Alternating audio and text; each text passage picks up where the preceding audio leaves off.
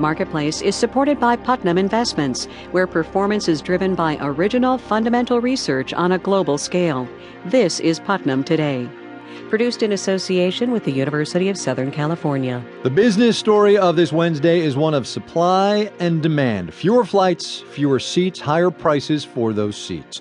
Airline profits are the corporate bright spot today. From American Public Media, this is Marketplace.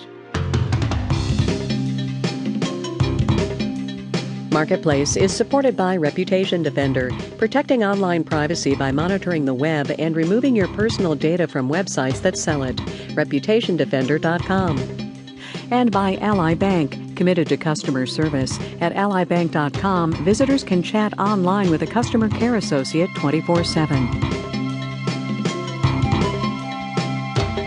From the Frank Stanton Studios in Los Angeles, I'm Kai Ryssdal. Great to have you here on this Wednesday, everybody. It is the 20th of October today, and we can safely call today's profit news from the airline industry counterintuitive. The economic climate for the rest of us is still fairly blah, but the skies are way friendlier for the major U.S. carriers. Today, Delta, U.S. Airways, and American Airlines reported strong earnings for the summer travel season. American posted its first profit in 2 years, in point of fact. United shares took off as well in anticipation of its earnings announcement tomorrow. And the big airlines are optimistic about the rest of the year as well, never mind rising fuel prices. Our senior business correspondent Bob Moon reports. If you've done any flying at all lately, you've almost certainly had to arm wrestle your seatmate for some room. You're seeing load factors, the percentage of a plane that's filled by revenue-paying passengers, above 85%, which is unprecedented. Teal Group airline analyst Richard Abalafia says the carriers have cut excess capacity by grounding planes so they can fill seats on every flight. That tight discipline has seen them through the toughest times. Now they're seeing higher-paying business travelers flying more, and what Abalafia calls clever pricing for everything from baggage to blankets has produced windfall revenue. But he concedes the industry's recent consolidation from 6 major carriers to 4 has allowed that kind of clever pricing. There's no question that getting airlines out of the mix definitely helps pricing power. You're going to have some markets which just have fewer players serving them than before. We'll prove we're not just building a bigger airline, we're building a better one.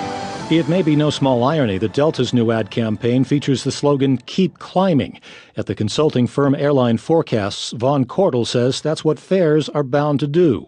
Delta, for instance, has a new target 10 to 12% operating margin. That means they've got to raise fares. Independent aviation consultant Bob Mann sees some benefits, too. He says a stronger air transportation system should avert cutbacks that have threatened some destinations. If you're a small community who really relies on air service to connect yourself to the network, the likelihood is you'll continue to have that service at convenient times and frequencies. The caveat being it just may cost more. I'm Bob Moon for Marketplace. Over in the UK today, the news was all budget deficit all the time. This morning, the Brits became the first major economy to launch a big deficit reduction program.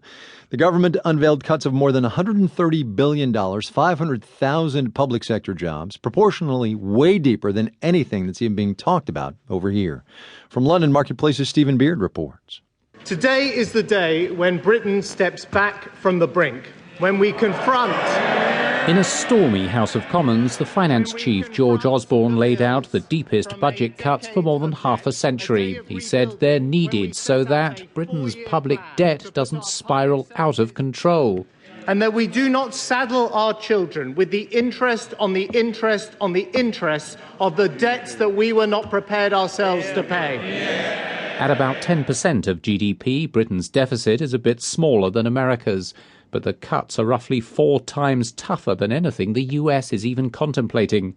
A total of $28 billion will be stripped from Britain's welfare budget.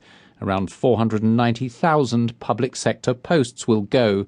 That, by the way, is the equivalent of 2.5 million jobs in the US.